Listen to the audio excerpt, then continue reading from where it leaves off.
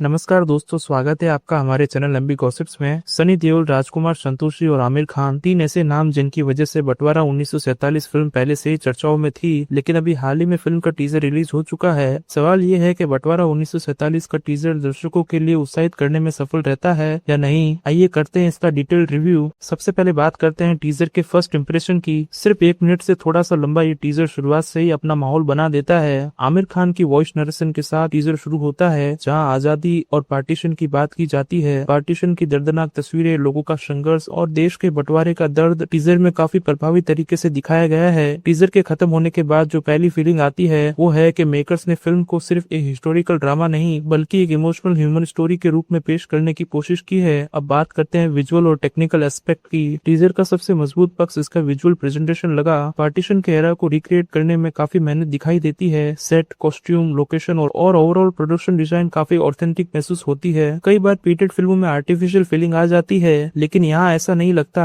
लाहौर का माहौल, पुरानी इमारतें और उस दौर की झलकें काफी रियलिस्टिक दिखाई देती है। सिनेमेटोग्राफी भी अच्छी है और कलर ग्रेडिंग पूरे टीजर को 1947 के दौर की फिल्म देने में मदद करती है। वीएफएक्स की बात करें तो टीजर में जो कुछ भी दिखाया गया है वो संतोषजनक लगता है। हालांकि फाइनल जजमेंट ट्रेलर और फिल्म देखने के बाद ही दी जा सकती है। अब बात करते हैं कास्ट और परफॉर्मेंस की। टीजर में सनी देओल, प्रीति जिंटा, शबाना आजमी, करण देओल और अभिमन्यु सिंह की झलक देखने को मिलती है। हालांकि सभी कलाकारों को ज्यादा स्क्रीन टाइम नहीं मिला है, लेकिन फिर भी कई चेहरे अपनी मौजूदगी दर्ज कराने में सफल रहते हैं। सबसे ज्यादा अटेंशन अगर कोई खींचता है तो वो निश्चित रूप से सनी देओल है। उनकी एंट्री वाला सीक्वेंस काफी प्रभावशाली है। ट्रेन स्टेशन का माहौल, धुआं और उसके बीच सनी देओल का दौड़ते हुए दिखाई देना टीजर का सबसे पावरफुल मोमेंट बन जाता है। 68 की उम्र में उनकी स्क्रीन प्रेजेंस काफी मजबूत दिखाई देती है। यही वजह है कि जैसे ही वो स्क्रीन पर आते हैं टीजर का इम्पैक्ट और बढ़ जाता है। उनका एक डायलॉग खास तौर पर याद रह जाता है। जब उनसे पूछा जाता है पंगा लेना है तो जवाब आता है इरादा तो नहीं लेकिन इनकार भी नहीं। ये डायलॉग पुराने सनी देओल की याद दिलाता है, जिनको हमने घायल, दामिनी, घातक और गदर जैसी फिल्मों में देखा था। इसका एक बड़ा कारण ये भी है कि फिल्म के डायलॉग खुद राजकुमार संतोषी ने लिखे हैं। वो सनी देओल की स्ट्रेंथ को बहुत अच्छी तरीके से समझते हैं और टीजर में इसकी साफ झलक दिखाई देती है। अब बात करते हैं फिल्म की कहानी के संकेतों की। बंटवारा 1947 मशहूर नाटक जिस लाहौर नहीं व्याख्या वो जन्मा नहीं से प्रेरित बताई जा रही है। कहानी का मूल विचार काफी दिलचस्प है। विभाजन के दौरान बिछड़े लोगों और इंसानियत की ताकत को दिखाने की कोशिश की गई है। ये सिर्फ हिंदुस्तान पाकिस्तान की कहानी नहीं लगती